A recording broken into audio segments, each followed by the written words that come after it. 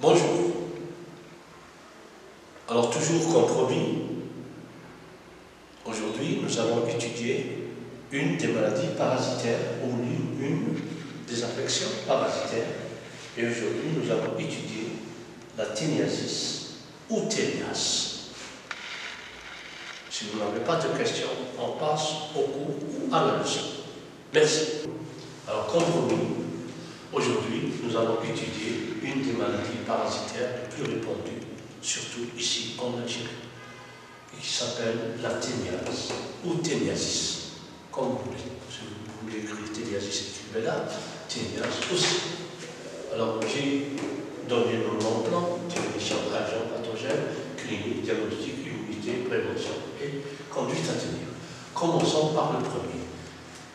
C'est la définition de cette maladie parasitaire ou de cette parasitose. Alors c'est une parasitose de l'intestin appelée aussi cestodose, mais elle est à vers solitaire. On ne trouve pas d'autres vers avec. L'agent pathogène de parasite, c'est un ver plat ou cestode. Alors il y a le genre Taenia saginata, alors là c'est de l'homme au bovidé ou au bovin, et le Taenia solium c'est de l'homme au porc. Le réservoir, il est strictement humain. La clinique, dans la transmission, nous allons parler du cycle évolutif du parasite. Ils disent, dans le cycle évolutif du parasite, à maturité, les proglottis, que veut dire le mot proglottis, veut dire ce sont des anneaux contenant des œufs de ténia, se détachent un à un du strobile. Le strobile, c'est quoi? C'est un ensemble de segments du ténia. C'est entre 5 à 10 anneaux qui sont mobiles, expulsés chaque jour de façon spontanée, rarement avec les selles. Spontané, ça veut dire tout seul, sans la présence de selles. En forçant le sphincter anal, ils peuvent se laisser échapper des œufs dans les plis de la marge anale. Dans le milieu extérieur, une fois lisés, les anneaux libèrent les œufs qui se retrouvent dans les boues résiduaires utilisées en agriculture. Après ingestion par un bovidé ou un bovin, les œufs deviennent embryophares et sont digérés par les sucs gastriques, intestinaux et la bile. Ils traversent la muqueuse intestinale à l'aide de l'air crochet et des sécrétions lytiques. Ils sont disséminés dans tout l'organisme par voie sanguine et lymphatique. Ils se retrouvent dans la plupart des muscles.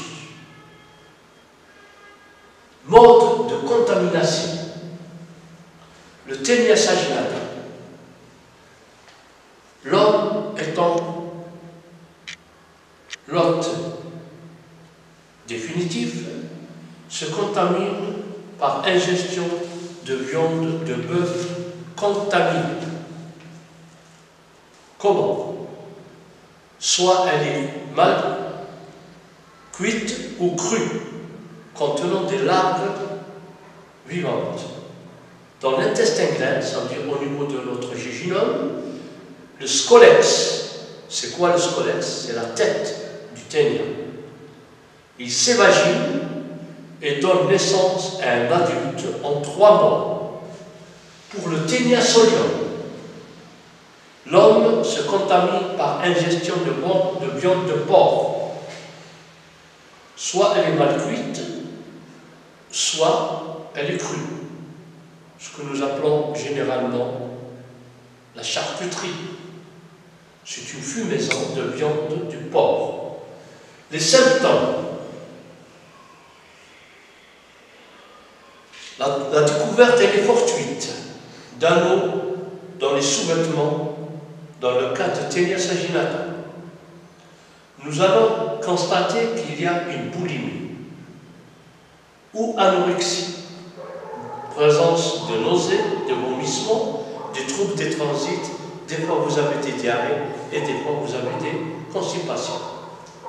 Mais généralement, il y a ce qu'on appelle la démangeaison, la complication ou les complications. Nous allons assister à des appendicites chroniques ou aigus, occlusion intestinale, abcès hépatique et même pancréatite. Diagnostic.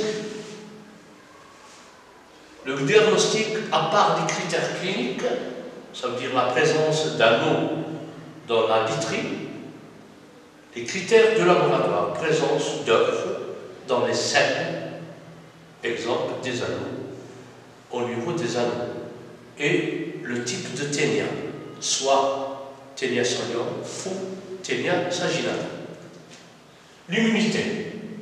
Alors là, cette maladie ne confère pas d'immunité. La prévention est la plus importante. La base est l'hygiène fécale et la modification de certaines habitudes alimentaires. Conduite à tenir.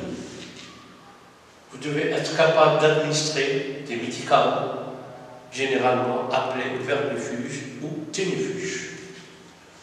Vous devez aussi vous rappeler que vous êtes appelé à faire une éducation sanitaire et vous devez aussi surveiller l'apparition, peut-être, d'allergies.